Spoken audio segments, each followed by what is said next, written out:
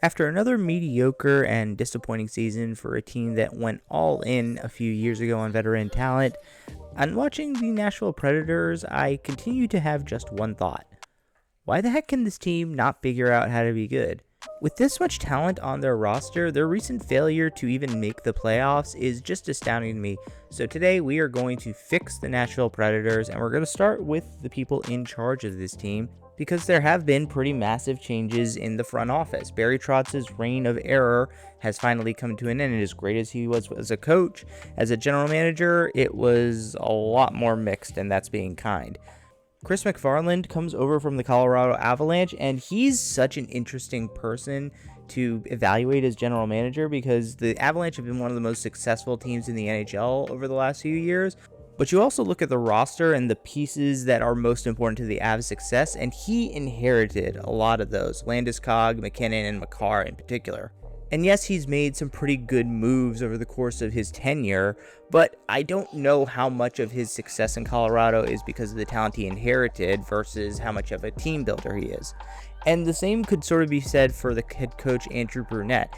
In my opinion, he's sort of the Rorschach test of NHL head coaches. He had incredible success in his first stop in Florida before he was let go. And in Nashville, he had some success and then a lot of underachievement and failure. I don't know if he's really a great head coach, and I was honestly surprised that McFarland coming in didn't want his own guy behind the bench. And although I think McFarland is a better general manager than Barry Trotz was, it's not exactly a high bar to clear, and I'm still concerned that this team, which underachieved under Brunette, could continue to do so. Now, when you look at the Preds roster that ended the season last year, you can see that there are a lot of players who are on the injured list, but not a lot of them were out for long stretches of time. They were fielding down the stretch a team of a lot of young players, but there are a lot of talented guys like Roman Josi, Nick Hague, Eric Haula, and Jonathan Marchessault who should slot into the lineup at start next year. For Haula, it's going to be a matter of whether he comes back, and the answer to whether the Predators are going to bring him back is honestly more due to how they feel about the development of guys like Brady Martin and Riker Lee than what they think about Haula. If they're confident in those young guys slotting into the middle six, I think they let Haula walk and try and use that cap space for maybe a move that upgrades a position of need. They also have a couple more depth pieces to re-sign, like Tyson Jost and Justin Barron, but I anticipate the Preds will either get those deals done or find adequate replacements.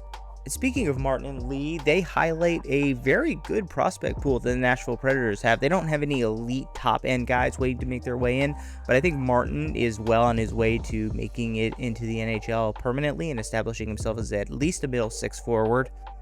Lee is one of my favorite underrated wing prospects in the NHL.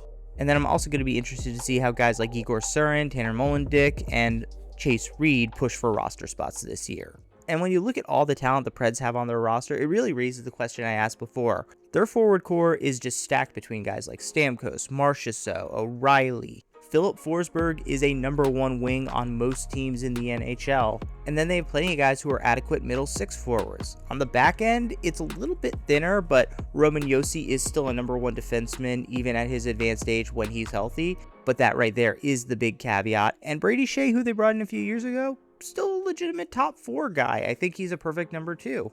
And even though his play has been a lot shakier over the last few years, I'm still confident in playing UC Saros maybe 50 to 60 games a year, and Justice Annunen is a perfectly fine backup to that. So when you look at all of the pieces that the Predators would need to be a competitive team, really the only ones that the Predators are missing are a top four defenseman and a number one center, which, yeah, that's going to be hard to get, but they have a ton of assets to do so. In addition to that deep prospect pool, they're decently stocked up with picks with the first and 2 seconds in the next 3 drafts.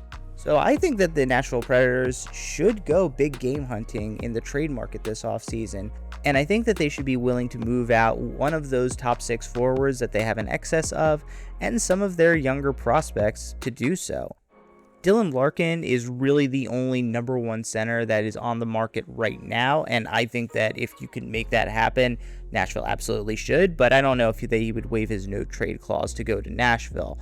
On the back end, though, there's a very interesting name and that I would really think that the Predators should target heavily, and that's Simon Nemec of the New Jersey Devils. Just looking at where the Predators prospects and where they're front loaded in terms of talent right now, they could really use another good young defenseman. And I think taking a swing on a guy like Nemec, as long as you're not giving up that number 10 overall pick, is a worthwhile endeavor for the Nashville Predators. But even if they don't go for Nemec and they manage to just add another top 4 defenseman, I think that they're a team that should be projected to be pretty decent, albeit it's going to be tough in a division as loaded as the Central.